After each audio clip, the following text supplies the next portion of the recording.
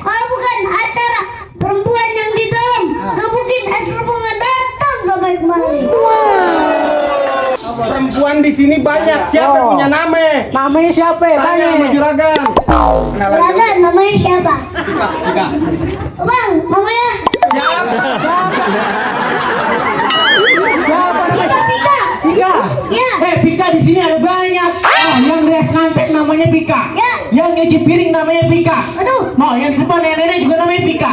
Sebutin nama bapaknya siapa? Tanya. Baru aja nama bapaknya siapa?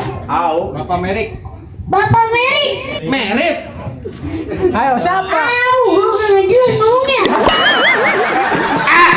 Burung hantu mati ditusuk. Ya. Tusuk ke daging kena uratnya. Ya. Palang pintu sini kayak gini masuk sebelum abang punya persyaratannya. Pakai sarang haji. Kasih tahu. Jadi gue ngasih tahu.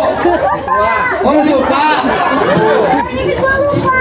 Yang ini lu lupa. Iya. Jadi gue yang nulisin. Terusin.